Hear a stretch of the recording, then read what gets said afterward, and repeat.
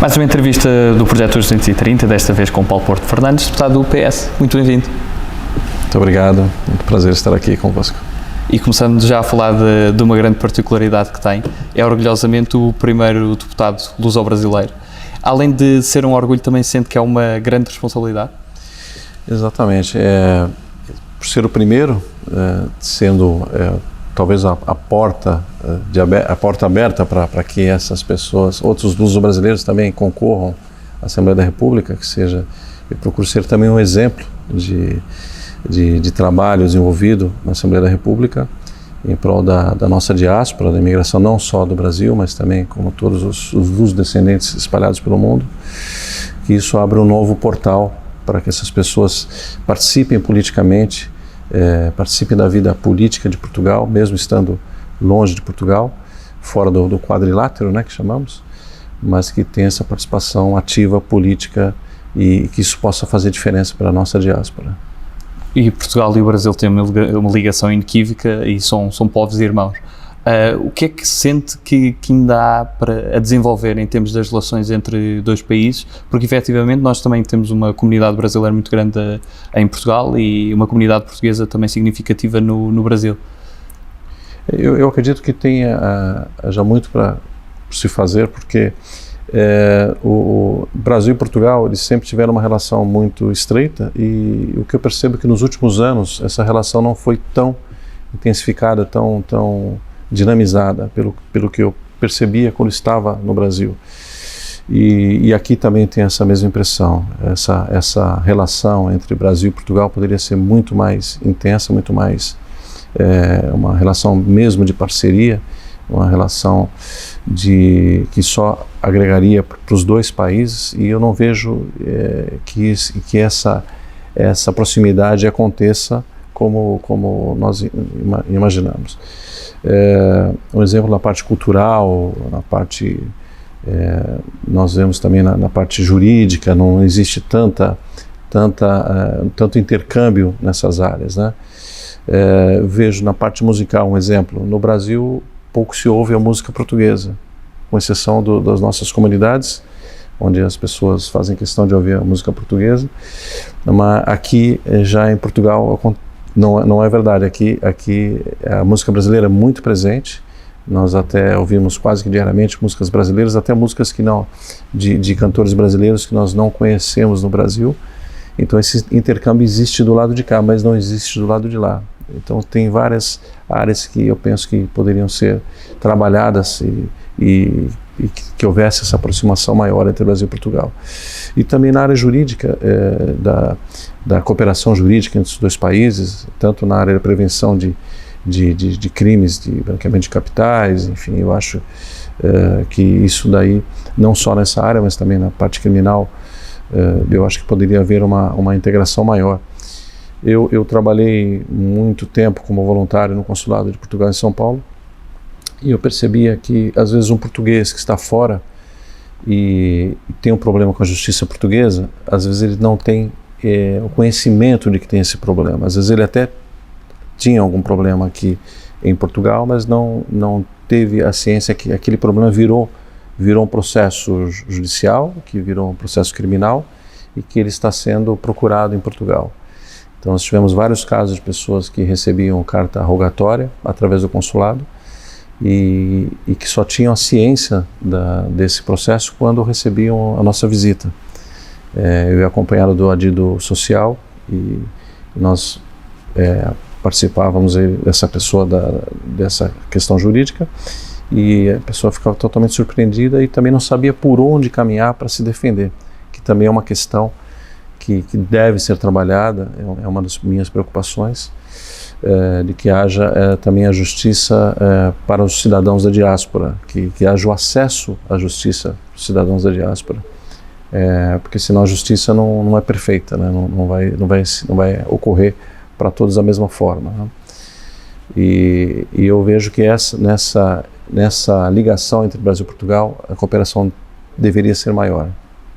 E além dessa ligação que teve ao consulado, também houve outras experiências e vivências que também tinha com a comunidade portuguesa, até por via da sua família, de ligação à Madeira e também ao Porto. Quais é que são as grandes memórias da sua infância? E nessa altura alguma vez esperava vir aqui parar a São Bento como deputado? A minha ligação foi desde pequeno com a comunidade portuguesa. Meu pai nos levava, primeiramente me levou na Casa dos Açores, embora sendo madeirense. Depois ele me levou no Arouca, São Paulo Clube, que é um dos maiores clubes de São Paulo. E aí depois ele me levou na Casa da Madeira, que na época já era uma casa muito ativa. Foi onde eu comecei a participar, não do grupo folclórico, como normalmente os jovens começam a participar, mas eu havia acabado de me formar em Direito e comecei a prestar um serviço para os idosos da Casa da Madeira, de orientação jurídica, enfim, de toda a parte documental, enfim. E aí eu comecei a ter uma participação mais efetiva. Quando pequeno, pelo fato de não ter dons musicais e como dançarino de folclore, eu acabei então participando um pouquinho mais tarde da nossa comunidade, mas sempre tive uma participação de frequência nas festas. As amizades que eu tinha eram ligadas à nossa comunidade portuguesa, porque mesmo sendo o mesmo idioma no Brasil, existe uma grande ligação entre os portugueses que se encontram no Brasil, através de associações, e aí que vem a grande importância do associativismo fora de Portugal. As pessoas buscam um porto seguro, um local onde se identificam e encontram seus amigos, e até hoje nós temos a internet, temos vários meios de comunicação, mas na época não havia. Os meios eram telefone, que poucas pessoas tinham telefone, e carta também. As cartas demoravam para chegar, e nas associações às vezes até buscavam algum parente, enviavam uma carta e faziam uma ligação para a associação, acabavam localizando o parente. E então essa é o que eu via da ligação com as nossas associações, e quando eu participava dessas associações, esse grande papel de união da comunidade. E eu e meu irmão, a gente sempre também ia na casa dos meus tios, e eu lembro meu pai tocando o Bailinho da Madeira com o acordeon, meu tio também tocando, e desde sempre a música, o folclore e a música também, o fado, sempre presente na nossa vida. E como é que surge a oportunidade de entregar uma lista para, neste caso pelo Partido Socialista, para vir a ser deputado? Eu comecei a desenvolver, mesmo no consulado, um trabalho de atendimento aos presos portugueses que estavam em São Paulo. Nós tínhamos épocas de cerca de 70, 80 presos portugueses, então eu fazia esse trabalho voluntariamente, e a cada 3 meses fazia as visitas prisionais. Além da parte de assistência jurídica, não era tanto necessária essa área, porque existe a Defensoria Pública no Brasil, mas eles precisavam de um elo de ligação entre a família e eles, porque eram chamados correios de droga. No Brasil eles se chamam de mulas, né? E eles eram presos numa aventura, tentavam fazer o transporte da droga, e normalmente o próprio traficante denunciava, eles eram presos no Brasil. Não tendo família, não tendo nenhum tipo de ligação com o país, a única ligação que eles procuravam eram com seus familiares através do consulado, onde eu efetuava essas visitas prisionais, né?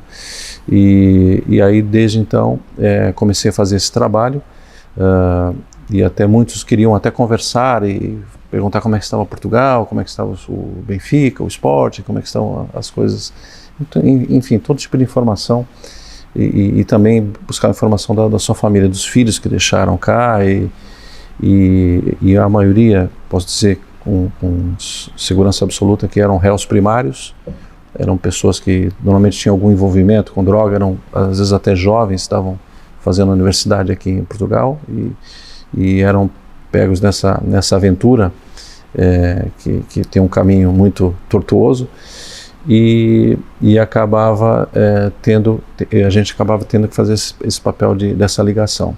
E através desse trabalho, e também desenvolvendo um trabalho junto à Provedoria da Comunidade Portuguesa, onde eu fui o provedor. Nós tínhamos lá na época cerca de 50 idosos carenciados que estavam no lar da Provedoria.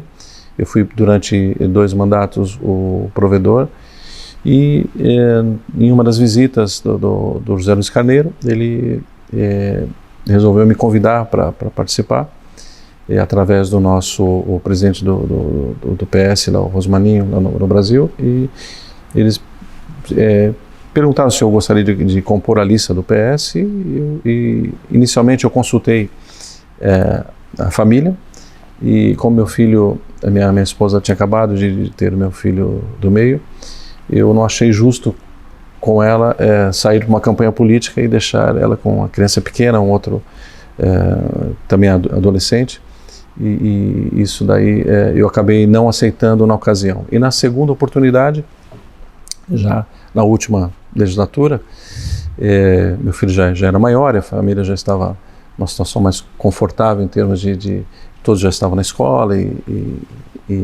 minha esposa também já estava a trabalhar normalmente, e eu achei que seria oportuno, porque nós temos a base familiar tem que estar bem para você conseguir desenvolver sua parte profissional e seus projetos, né? E eu achei oportuno.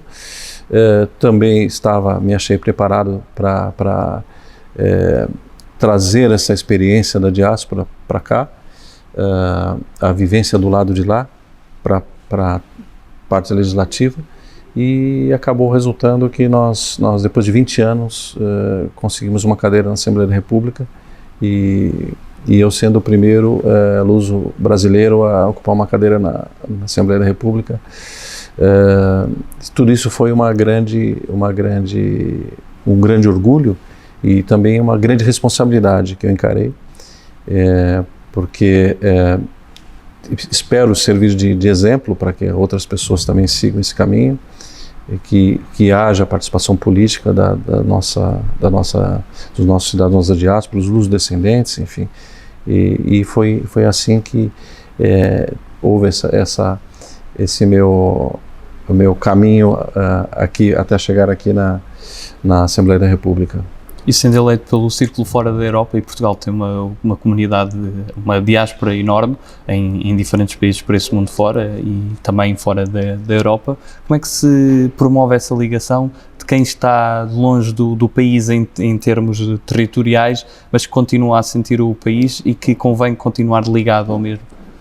Na realidade, o que eu sempre vivenciei, e até agora com as visitas que eu faço para o Círculo de fora da Europa, é que a ligação é muito forte dos descendentes e também dos portugueses que resolveram partir buscando uma vida melhor, alguns por opção própria, outros por necessidade.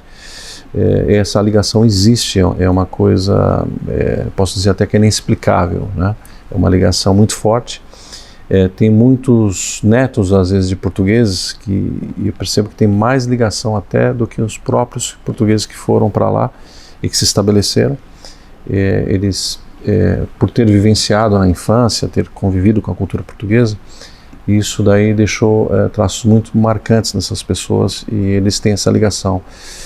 Tanto com a alteração da lei da nacionalidade, que permitiu um maior acesso a nacionalidade através de neto, eu percebi que essas pessoas realmente tinham esse vínculo já dentro de si, né? Não era uma coisa que precisaria ser demonstrada, era uma coisa que já veio com essas pessoas, e tanto que a lei anterior ela até pedia que fosse demonstrado o vínculo com a comunidade nacional, que é um vínculo subjetivo, e a proposta que a gente acabou apresentando e que foi aprovada foi que esse vínculo fosse considerado como a língua portuguesa, e nos países onde a língua portuguesa é a língua oficial, esse vínculo seria presumido, e acabou tendo uma grande aceitação, e até em termos de prevenção de fraude é muito, muito mais seguro, né? Existe uma segurança jurídica,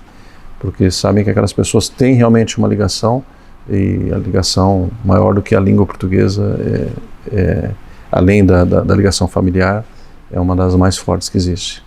E além da alteração à lei da nacionalidade, quais foram os maiores desafios que enfrentou aqui dentro da Assembleia da República? O maior desafio é a gente sensibilizar os pares para que uma proposta legislativa vá adiante, né? E nós temos que demonstrar que realmente aquilo é importante para a nossa comunidade, não só a comunidade, mas também para os portugueses, uma lei que seja importante para os portugueses que vivem cá. Então essa sensibilização inicial é o que eu encaro como o maior desafio. E depois que a iniciativa segue adiante, também tentar sensibilizar os nossos pares dos outros partidos para que essa iniciativa passe e que seja depois promulgada. Então esse é um grande desafio. É uma experiência diferente porque eu como advogado, eu estava do outro lado, né? Nós temos já a legislação pronta e aqui nós temos que elaborar, criar e adaptar algumas leis, a gente tentar aprimorar para que as coisas realmente possam fluir para o cidadão. E de que forma é que todo esse percurso profissional que teve o ajuda também nestas funções? Quando eu fazia esse trabalho junto aos presos, isso foi uma coisa que me ajudou muito. Eu percebia que tinha algumas situações que pareciam que não tinham solução e através de criatividade e também de alguns requerimentos que eu fazia junto à Polícia Federal e alguns órgãos do governo do Brasil, eu tentava sensibilizá-los através de requerimentos e até petições que fazíamos para resolver essas situações. Um exemplo, um cidadão português que é preso e quando ele sai, no Brasil a expulsão é compulsória, ou seja, cumprindo a pena, obrigatoriamente ele vai ter que ser expulso do país, que está no Código Penal brasileiro e no Código de Processo Penal.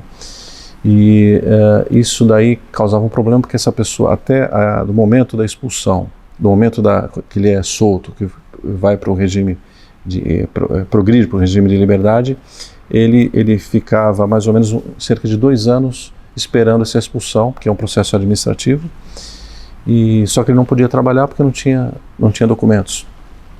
Então, essa fase que o Francisco disse da experiência foi exatamente nesse sentido, de procurar soluções para que aquela pessoa que se encontrava numa situação de penúria e era um limbo, né, que era uma situação de exclusão dentro de uma outra situação de exclusão, conseguisse resolver esse problema, que no caso seria poder trabalhar, se sustentar esses 2 anos para que pudesse esperar aguardar a sua expulsão. E nesse meio tempo nós fazíamos os requerimentos junto ao juiz para que essa pessoa pudesse ter apressada essa expulsão e pudesse retornar ao país de origem, que pudesse voltar a Portugal. Então tudo isso foi muito importante e essa sensibilização, esse diálogo, que nem sempre o confronto é o melhor caminho, mas o diálogo é o melhor caminho para que a gente encontre a solução. Então essa foi uma grande experiência que aprendi na prática e pude trazer aqui para a Assembleia da República. Passamos à segunda parte da nossa entrevista e começamos com as nossas escolhas. E a primeira escolha que lhe proponho primeiro é entre humildade ou ambição. Humildade. Cães ou gatos? Cães. Sagres ou Superboc? Superboc. Barack Obama ou Hillary Clinton? Barack Obama. Queen ou ABBA? Queen. Caetano Veloso ou Vinícius de Moraes? Vinícius. Estados Unidos ou China? Estados Unidos. Esta é mais desafiante, Lula ou Bolsonaro? Aí eu fico no meio. No meio? Nenhum dos dois. Kennedy ou Lincoln? Lincoln. Rio ou Torres Vedras, em termos de carnaval? Rio. Merkel ou Macron? Macron. Saramago ou Fernando Pessoa? Saramago. Ronaldo ou Ronaldinho? Ronaldo. E o Ronaldo Fenómeno ou Cristiano Ronaldo? Cristiano Ronaldo. Campo ou cidade? Cidade. Poesia ou prosa? Poesia. 230 ou 180, falando de número de deputados? 230. E qual é que é aquela figura, seja nacional, seja internacional, que gostaria de ter a oportunidade de um dia falar mais, de almoçar, de jantar, seja do mundo da política, seja de outra área? Embora seja uma pessoa muito próxima, que eu tive a oportunidade de estar pessoalmente, mas com o Antônio Costa, ter mais oportunidade de conviver e dialogar com ele. Acho uma pessoa incrível, um grande líder que nós temos. Tem feito um trabalho excepcional desses 2 anos que estivemos aqui, que foram muito difíceis. Muitos se surpreenderam com ele e eu não me surpreendi porque eu já conhecia já a sua história, mas seria uma pessoa que eu gostaria muito de conviver mais. E se fosse uma personalidade internacional? Personalidade internacional, talvez o Barack Obama. E qual é a primeira pergunta que lhe gostaria de fazer? O que tem no Salão Oval de mais importante, o que ele consideraria mais importante dentro do Salão Oval, que é tão misterioso? E no mundo da música tem assim alguma inspiração? Pink Floyd, gosto muito de Pink Floyd. Gosto muito de uma cantora nova que, apesar de ter uma música, a Nena, né, que tem uma música que é aquela que eu não lembro o nome da música agora, mas era Somos Como Lisboa. Sim, das Portas do Sol. Portas do Sol, exatamente. Uma voz excepcional e promete muito. E no mundo da literatura? Literatura, Fernando Pessoa. Eu também gostei muito de um livro que eu li, que é de Walter Wangerin, que chama O Livro de Deus, que é uma Bíblia romanceada, que aborda o aspecto cultural e o aspecto social da época, e uma visão diferente da Bíblia, que muitos têm preconceito de ler a Bíblia, achando que é uma coisa muito fechada, e tive uma outra visão. Foi muito importante esse livro. E no mundo do cinema? Cinema, eu gosto muito de Netflix, de assistir as séries da Netflix, Marvel, os filmes da Marvel, eu acho muito interessantes, que tem uma abordagem, embora seja fictícia, mas tem uma abordagem muito profunda em termos de sociedade, se a gente souber analisar das personalidades, do poder, enfim, eu acho muito interessante. E qual é aquele país que nunca visitou e que está no topo da lista para visitar? Macau, na China, Macau, na nossa região especial de Macau. E a África também, que eu não conheço, são os 2 continentes que eu não conheço. Passamos a um conjunto de palavras soltas, peço que me diga o que é que associa cada uma destas palavras, numa ou em poucas palavras. A primeira que escolhi é justiça. Justiça, necessidade. História. História, aprender para não repetir. Presos. Presos, direitos, liberdade. Estrangeiros. Estrangeiros, todos nós. Diáspora. Portugal expandido. Polícia. Polícia, uma necessidade e segurança. Tráfico. Tráfico, o grande mal da humanidade. Voluntariado. Voluntariado, uma necessidade de todos nós. Venezuela. Venezuela, observar e ficar atento. Saudade. Saudade, família, Brasil e Madeira, Portugal. E família.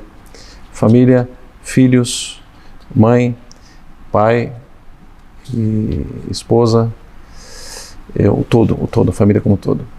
E se pudesse resumir Portugal numa palavra, que palavra é que escolher? Portugal, um desafio, um país que, no meu ponto de vista, eu sempre tive dentro do coração. Então eu diria que Portugal seria, para mim, coração. E para terminar, que mensagem é que gostaria de deixar a todos os portugueses? Que todos participem politicamente da vida do seu país, e somente a participação política vai trazer mais esperança e mais justiça para todos, sempre visando o bem público, mas também com a participação política de todos, que é de extrema importância. Paulo Porto Fernandes, muito obrigado pela sua participação. Muito obrigado, igualmente. Muito obrigado a todos lá em casa, continuem a acompanhar aqui as 230 entrevistas aos deputados.